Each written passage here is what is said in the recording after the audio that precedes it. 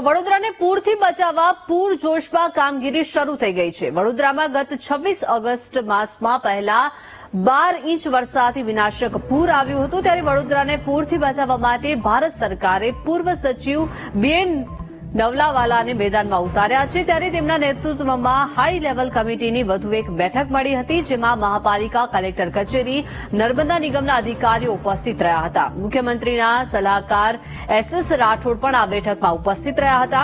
આ બેઠકમાં આજવા ડેમની સ્ટોરેજ કેપેસિટી વધારવા, ડાઉનસ્ટ્રીમમાં ડેમ જેવું વધારાનું સ્ટ્રક્ચર ઉભું કરવા માટે વિચારણા કરાઈ હતી।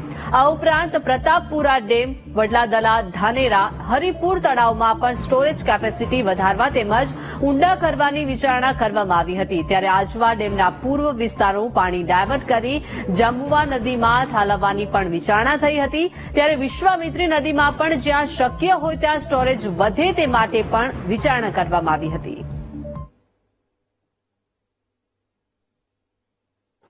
પ્રાથમિક રીતે આજવા ડેમ જે છે તેમાં વધારાનું એક ડાઉનસ્ટ્રીમમાં એક વધારાનું ડેમ જેવું સ્ટ્રક્ચર ઊભું કરવું, તાકી એની કેરિંગ કેપેસિટી અને એની જે સ્ટોરેજ કેપેસિટી છે એ વધે। વિશ્વામિત્રી નદીને પણ જ્યાં જ્યાં ડ્રેજિંગ શક્ય હોય, ડિસિલ્ટિંગ શક્ય હોય ત્યાં કરીને એની કેરિંગ કેપેસિટી વધારવાની અને એ બધા જે મુદ્દા છે એના પર બધી ચર્ચાઓ થઈ છે। જે આજવા ડેમનો જે પૂર્વ વિસ્તાર, પૂર્વ બાજુનો જે છે જેમાં પાણી ડાયવર્ટ કરીને કદાચ જાંબુવા નદીમાં જઈ શકે એવું સજેશન હતું, પણ હજી ફાઇનલ થયું નથી, એટલે એ વિશે પણ ચર્ચા થઈ। તો ગઢડા અડતાળા